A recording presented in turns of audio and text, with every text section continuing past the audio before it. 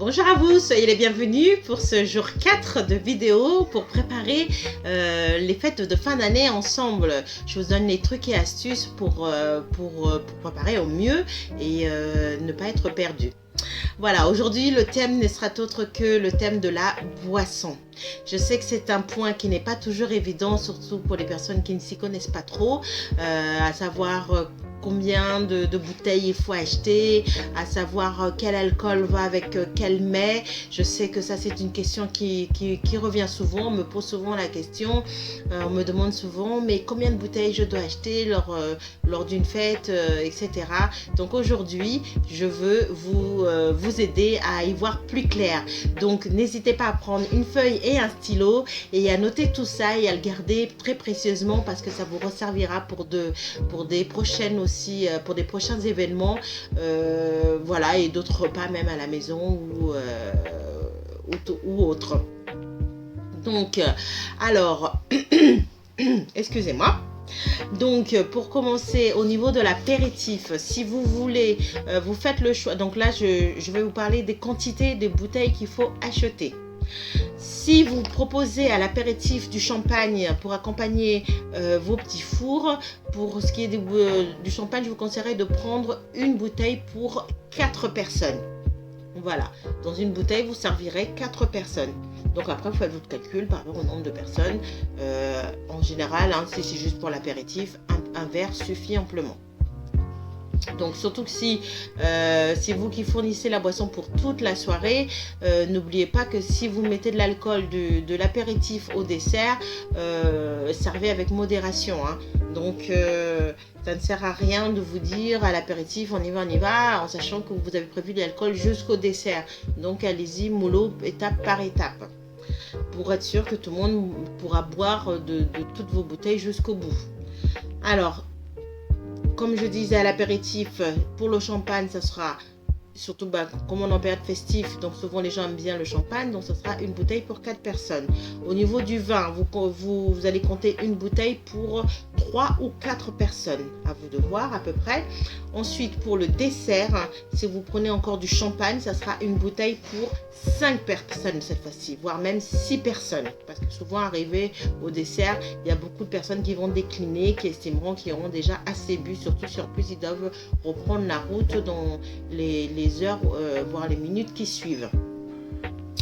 Alors maintenant, ensuite, pour l'apéritif, je vous conseillerais de privilégier, donc là en période de fête, de privilégier le champagne.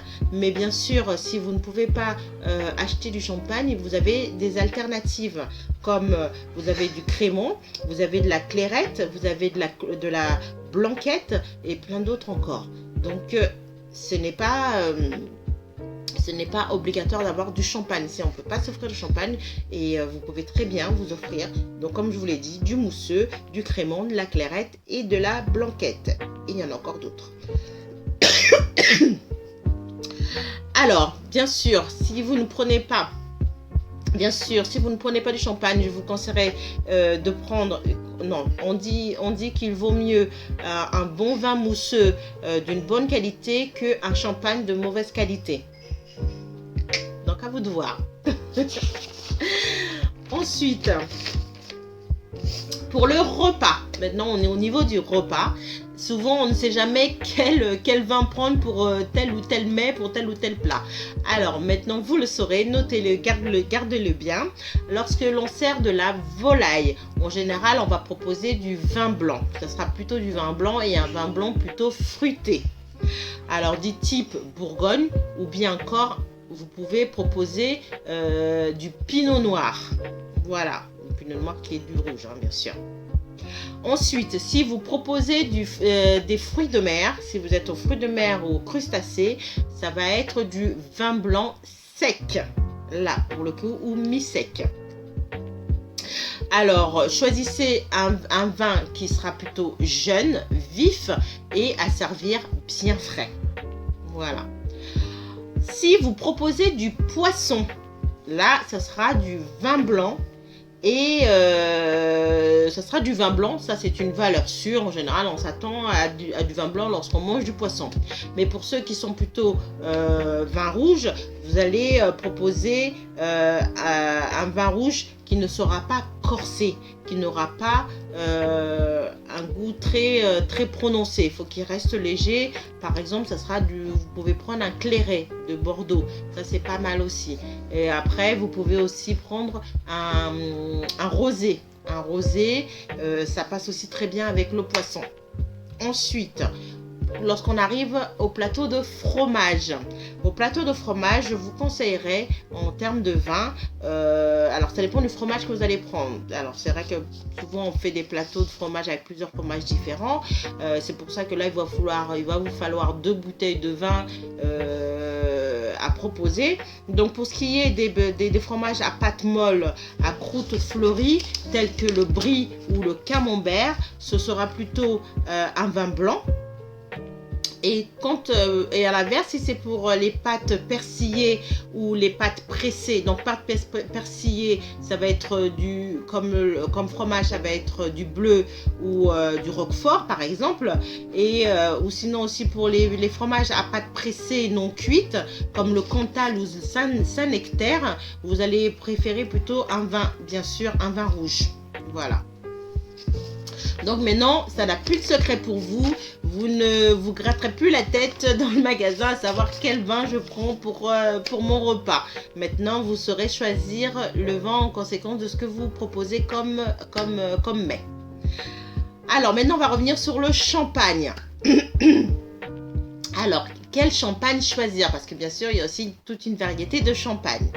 Alors, si vous prenez pour ce qui est du champagne brut, qui est souvent le classique et le plus sucré, alors celui-là il convient pour l'apéritif. Si vous voulez proposer du champagne à l'apéritif, vous allez plutôt prendre un champagne brut.